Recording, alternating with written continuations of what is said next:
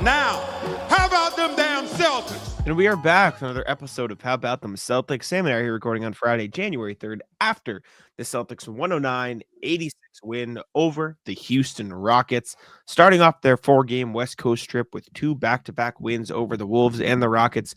Pretty good start, and they just kind of rolled through the Rockets once they got going. So big win, good win for the Celtics against one of the best teams in the NBA. Yeah, the Celtics dominated this game, especially in the second half. This was the sort of game that people have been waiting for the Celtics to have, especially after watching them have a rough December. I mean, there's no getting around it. Like, December as a whole was pretty rough, pretty inconsistent, pretty frustrating to watch. Celtics allowed 30 points in the second half. It's pretty They good. allowed 30 points in the second half. They allowed 12 points in the fourth quarter. They came to play. They realized when it was winning time, and they locked in.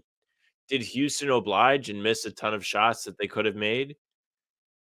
Yes, sort of, but they forced Houston into a lot of difficult shots. They did a really good job at blitzing guys. They knew that everybody not named Jalen Green didn't have much to say today. So they were like, okay, go ahead and beat us. And the go ahead and beat us actually worked today. Some days it really goes back to bite them, and they end up seeing Caleb Martin make a bunch of threes and set a career high because they decided to help off of him. But today, instead, they got to see Cam Whitmore shoot 4 of 17 from the field. It's very true.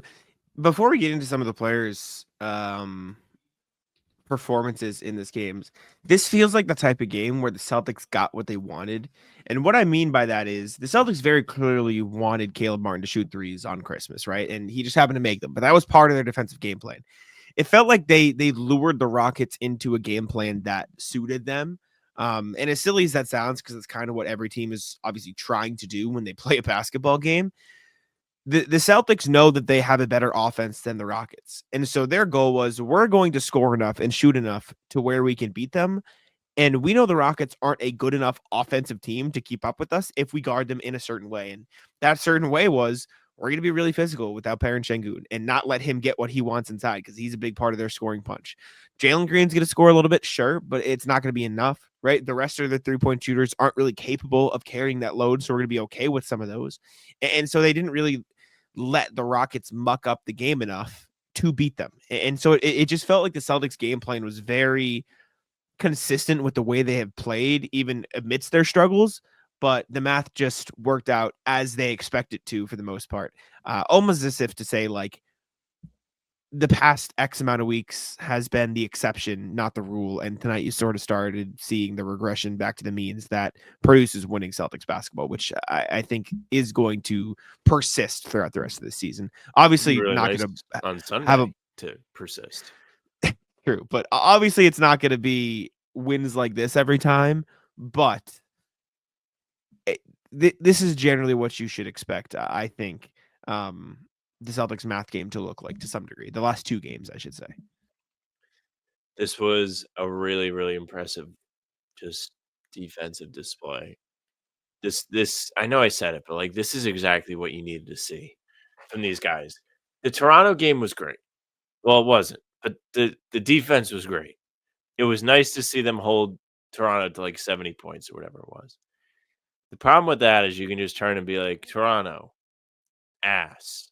And that kind of just discounts a lot of what you saw, even if there were good things to be happy about. You can't really turn and be like, Houston, ass, unless you're James They're Harden. not. Because they're not. They are third in the West. They are a team that has been far more competitive this year than anyone really expected them to be. They've got an exciting young roster. Did they miss Jabari Smith today? Probably a little bit, especially not knowing when they woke up today that he would be out for this game. Nonetheless, Celtics probably missed Jalen, though. So I would say it was pretty. did they miss him defensively? I actually thought about this during the game. Yeah, I think he's still a good enough point of attack defender to make a difference regardless. And he probably would have done the Jalen Green matchup, to be honest. I was curious what you would say, because just with some of the off-ball stuff, if you thought like Yeah, that but might still. come back and bite him. I'm not looking to pin you into a position where you're going to be like Jaylen Brown is the reason why the Celtics have their head out of their ass. It's not what we're doing here. Please do not comment that. Seriously, don't comment. I'm not even like trolling because that's not really what the point of this is. The point of this is the Celtics are now 2-0 in our Lord's year of 2025 or whatever it is they say. Looking to go 3-0 on Sunday. And today we got a really great Derrick White game, much to Jack's chagrin. To my chagrin. Why is that to my chagrin? I love Derrick Isn't White. chagrin like you're happy about it? No, chagrin is you're upset. Why is chagrin upset? Much. Let me double check. Much to your Or maybe you got a kick chagrin. out of it. Chagrin. Definition. Chagrin is distress or embarrassment of having failed or have been humiliated. Oh no. Much Yeah, to I was Jack's like, what? pleasure. Yeah, I was like, why is that to my chagrin? I love Derrick White. There's Yeah. some words that I just kind of mix up what they mean. It's like that one, bullish, I always think is like the opposite of whatever it actually means. Bullish is good. And there's one Yes. more that I'm not going to sit here and struggle to remember. But go ahead. Sure. Yeah, Derrick White is incredible, man. Shout out to Derrick White. The last 2 games, it's felt like he's made every single shot in big moments, and really all season, it feels like he's been doing that. He had 23 points tonight, or last night, as you're listening to this. 4 rebounds, 2 assists, a monster block. That was just the classic Derrick White in transition, blocking a guy at the rim. He is so unbelievably good, man. It is. I've said this once. I'll say it a million times. Watching Derrick White play basketball is genuinely one of my favorites. I love Derrick it. White, He's so sick. Derrick White made exactly half of the shots today. 8 of 16 from the field, 6 of 12 from 3. Much like everybody else, 1 of 2 from the free throw line. In all seriousness, he did have just brass balls in the first half, in particular, when this game felt like it could swing at any moment. Celtics went up, then Houston comes back. Jalen Green's kind of got it going. Derrick White is just making threes in spots where they really need them. And the fact that you're able to get that from somebody who is an all defensive level player, and that's really what his elite skill is playing defense, is a testament to Brad Stevens' vision for this roster and just the type of guys that he was able to sniff out to bring in to play next to Tatum and Brown. And someone like Derrick White, by the way, who can step up in a game where Jalen isn't playing and be able to give you a team high 23 points and be efficient in doing so and not look uncomfortable if he has to do a little bit more. Not all guys in the NBA that are able to be effective off ball players are able to do that. But Derrick is great.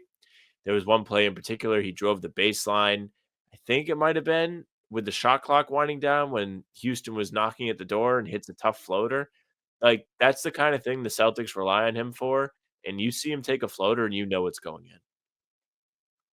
It just feels like every shot he takes is going in. He takes it with such confidence, and he's so nonchalant about everything he does. He's like, "Yeah, it's whatever, man. I'm cool." And it's not the fake like, "Yeah, whatever, tough guy nonchalant." It is like, "Oh, I don't know what's going on. I'm just kind of hanging out here." And then Derrick White will just block you into oblivion at the rim because he's insane. Yeah, he's an unbelievable basketball player. The main reason I would say the Celtics won this game, obviously they won by a lot, so I'm not going to say it was all because of Derrick White, but he was a driving factor in them earning this win. And speaking of driving factor, Payton Pritchard shot 80% from the field. He's 8 of 10, 4 of 6, 20 points, 4 rebounds, 2 assists. He's the 6th man of the year. He just is. There's no debating it right now, unless some other player makes this miraculous surge or he falls off by some miracle or not miracle, whatever the opposite of a miracle is. He is unbelievable. And he is the status of he shoots the ball, you think it's going in. Yes, absolutely. I literally think it's going in every single time. He made some really tough shots in this game too. He was a big part of Boston controlling the first half despite Houston giving them a pretty good pushback. Pritchard had, I think, 10 points in the first quarter. He made this really tough transition, reverse up and under with his left hand. That's when you kind of knew it's like, all right, watch out. He's here to play today. Yeah, the Rockets are screwed. I mean, you want to see any example of scoring, just pick whatever it is today. You want tough layups, you want quick burst to the basket. He did it. I'm sure he had one of his mid-range Pushing in turnarounds today. transition. Yep, pushing in transition, and then just absolute bombs of three-pointers. He's hitting three-pointers when he's sprinting to the corner and guys are feeding him passes that aren't even necessarily on the money, and he's not even hitting the rim. That's how dialed in he is. There was one in the first quarter where he just pulled right over shit, I don't even remember who it was. Somebody was right in his face. Might have been Brooks. And you could just tell by the motion and the confidence that he fired the shot up with that it was going to go in. It was like a pure muscle memory moment that he was able to trigger by taking a shot in such a tight window, if that makes any sense at all. Like watching it, I was just like, this is Yeah. going to go in, even if it feels like it's a very quick trigger release after an offensive rebound. You know, it was so fun to watch him play. And when he's making shots like this, it's always fun to watch Payton Pritchard play. Jayson Tatum had a pretty big game too. He had 20 points, 6 rebounds, 5 assists. I don't know if you felt this way. I kind of felt this against Timberwolves, and I talked about it with Cam. It felt like his shot selection was a little wonky in spots in these games. He's been taking a few of those look at me, I'm Jayson Tatum shots. I don't know if it's because Jalen's out. And don't get me wrong, like he still played a good game. He had 5 assists. He was very clearly like puppeteering the Celtics offense at times, especially in that Timberwolves game. He was awesome in the Timberwolves game. But it did feel like the shot selection. Yeah, it did feel like a bit of a slippage in the shot selection in this game and a little bit in the last one, but mainly this game. I mean, he shot 7 of 19, which isn't ideal. And it just felt like he held the ball a bit more than he could have, especially with how hot other guys were. Yeah, and I think there might be something to Jalen being out. I think that's a good point. I think there's more responsibility on his shoulders. I think teams are more comfortable double teaming him, which we did see in this game. They were blitzing Tatum at times, and that's either going to You should get the go ball out of his whine hands. about it after the game. They're going to get the ball out of his hands, or he's going to have to take difficult shots, which was the situation for the man Jack is talking about, and he wasn't thrilled about it. But Tatum still pretty much kept his head down, made good plays. He turned the ball over 3 times. Like, it wasn't a great Tatum game by his standards, but it was good enough in a game where they won by 23 points. So what are we going to do? Go up here and cry? He was able to do enough to allow Derrick White and Payton Pritchard to push them across the finish line, which is fine. Exactly. Yeah. I don't want this to turn into, oh my God, Jayson was awful. He wasn't. It was just like, I noticed a few of those shots more than I usually do, which is a good thing because it means he's not doing it as much. If you want to turn it into that, by all means, you have my permission. Mm-hmm. Jack disapproves. Sure. Shout out Luke Cornet, man. Luke Cornet played a hell of a basketball game in this one. He played 23 minutes off the bench, 9 points, 10 rebounds, 6 offensive rebounds, 4 assists, second on the team in assists, a steal and a block too. He was so impactful on both ends of the floor. He is a wildly underrated passer as a big man, especially out of the short roll. The ability to just catch, like Jayson Tatum would probably have 5 hockey assists a game just by dumping it off to Cornet in the short roll and him kicking out to shooters. Like he is so impactful in that spot and on the glass too. I mean, he's really learned to utilize his height. So shout out to Cornet for playing a real good game. Vanilla ice cream. Near double-double off Shout the out. Add a little sprinkles on top for this one. He gets little sprinkles. Let me see. I believe Joe talked about Luke after the game, so I want to read what he had to say because it kind of ties into the defense and how they were able to absolutely shut everything down. Here it is. Bobby Kravitsky, the man, he's on it, tweeted out the clip, says on Luke Cornet starting the second half in the job he did against Şengün with Porzingis serving as the help defender in a similar fashion to how the Celtics used to run Rob and Al, by the way, just for those of you that like to tie teams together. Joe Mazzulla on that. You first have to be able to defend at the point of attack, and Luke was able to do that. And our guards did a great job in the pick and roll, taking away the seam catch. And when they did, Kristaps was there to swarm him, Şengün. So it was a team effort defensively. It was good stuff. And that's really all anyone is asking for. I know there was the whole quote about defense not necessarily being tied to effort, but there is an effort element to it, as there is on offense, where you can tell when offense gets lazy and you can tell when defense gets lazy. And Jack and I went through clips, and there were absolutely instances where the defense felt a little lazy or disconnected. They are neither of those right now. They are very connected. They're doing a great job of making things hell for the opposing team, and they are unbelievably engaged. This game was over in the fourth quarter, and you had guys trapping on the sideline trying to force lollipop passes so they could get deflections and keep running things up. That is not a team that looks complacent. It's a team that looks like it's hungry, a team that looks like it's kind of pissed off that people may have started to whisper that they may not be the greatest anymore. And I like that from them. Yeah, no, the Celtics look really, really good right now. They've done a great job of responding after some struggles. Like they were objectively struggles, and they've picked the Now, back if up they since. lose Jrue Sunday, Holiday, it doesn't count. sure, got the Thunder Sunday, biggest game so far this season. Thunder have been absolutely on fire. What, 13 in a row now? Is that the number? I 14. don't know off the top of my It head. was a real 14 shame now. that they beat the Knicks and the Knicks collapsed in the fourth quarter of this game tonight. It's a real shame. Big game in that one for the Celtics. So they'll be looking to snap that Thunder streak. Jrue Holiday in this Rockets game as well, super impactful. I mean, ever since he's come back, you can just tell the Celtics look different with him on the floor, and so he deserves a ton of credit for the way he's playing on both sides of the ball. He's knocking down his shots. He's playing great defense. He's a great playmaker. He's guarding whoever they want him to, playing free safety. It is just a different night when Jrue Holiday is active. You know what it is, Jack, is he doesn't wear a headband anymore. He's changed it up. He came back. I don't think he's worn a headband. I don't know why. Do you see how different Jack and I's brains work, by the way? Sam Jack, looks he's for healthy. the first bit he could possibly do, and I look to actually analyze the game. I wonder why he stopped wearing a headband, though. It was nice to see him have a scoring outburst at the beginning, though. I like when Jrue scores. It means that, first and foremost, it means that teams can't Memphis Grizzlies him and just say shoot all the shots because they have to be afraid that he's going to make the shots. And second, it's good to see somebody who just kind of shuts up and does whatever they're told get to have a little bit of a shine. Like scoring 12 in the first quarter really set the tone and helped the Celtics get rolling early in a game where it wasn't always going to be pretty. This was probably felt win with Jalen out and also Al out. I'm trying to look up just the first quarter alone to see who really stuck out besides him. Yeah, Tatum was 1 of 3 there. Jrue 5 of 6, Payton 4 of 5. So I guess they both were heard from. But the starters outside of Jrue only combined to score 11 points, and he outscored all of them. He had 12, yeah. Good game. I mean, Jrue was great.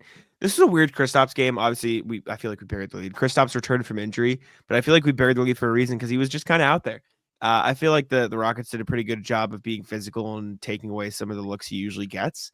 But it didn't really matter. He still played all right. He only ended up taking 8 shots in this game. He shot 3 of 8, 2 of 3. He had 11, 5, and 2 and 2 blocks. So he did what he needed to do. But it was a pretty quiet Kristaps game. And honestly, Luke was just kind of better. Like Luke just did what they needed him to do more. And that was that. Yeah, I don't really care if Kristaps had a lot of points, didn't have a lot of points. Okay, yeah. Kristaps made it through the day without getting hurt, which actually doesn't happen that much anymore. For some reason, he just can't make it through games. Yes. But seriously, there's something to be said. One, it's really great that he made threes. I feel like this year he hasn't been as consistent shooting threes. I think coming into this game, he was right around 32, 33%, which is not up to par. In this game, he was 2 of 3. Looked pretty confident shooting it, took one in transition, looked more like the guy from last year, which is good. Still think overall he's probably still getting his feet back underneath him after having the surgery. In the first game back off an ankle sprain, I think 11 points is fine. They don't really need to rush him back. They don't need to rely on him too heavily. I think if you do rush him back into the offense as a key factor, you do risk, as much as it can happen, affecting his confidence. Like you do, like if he's not really ready and he's just getting frustrated out there, you don't really want to have to risk that if you don't have to. Now, you could have game 1 of the NBA Finals where he has 19 points in the first quarter or whatever he had. Like he just went berserk. So it can go both ways. I'm fine with it. 3 of 8 also says that they were able to read the room tonight and tell that Derrick and Payton had it going and the shots went there instead of KP. Yeah, it is what it is. For KP, I don't think it's a bad thing. I think it was just he had a quiet night. Wasn't the best matchup for him, and he was fine. It was what it was. Last couple things. Nui has looked really good these last two games. Luke obviously outshined him a bit in this one, but he was still super impactful in double big lineups, and I think that was important to note. And then Sam Hauser, just another really quiet game. Didn't really get involved much. I don't know if the back's bothering him. I don't know if it's just the nature of the matchup or other guys are hot, but another pretty quiet game for him. It's because he didn't drive the closeout. Minnesota. Clearly. They You know, too. my roommates were watching the pregame show, and then I went out there and they acted like just having normal conversation and brought up stuff to piss me off from the pregame show, like they hadn't watched it. I like that. I like that your roommates watch us. Thank them. Oh God, no, they do it just to piss me off. They put me on the big TV like that I got for Christmas that's on the floor because we have two breaking TVs. news. Kristaps What's and the the breaking Celtics news? had a quote unquote look in the mirror meeting before this 4-game road trip, and it has looked well. This is from Who is Brian this from? Okay. What did you think I was reading NBA Central? No, I wasn't sure where it was from. I thought it like when you say breaking news, I just assume Shams. Oh, okay, fair enough. I bet this is just Kristaps is at appropriate. I bet this is Kristaps is at the podium, and that was an answer to a question. Yes. If I had to guess. Okay. No, okay, it was like important context to what we're doing now, but it was kind of like a joke break. Jalen Suggs was wheelchaired off the court for a non-contact back injury. Back injury? Dude, this looks so bad. I'll play it here, and then we can get out of here and wrap the show. Play the injury?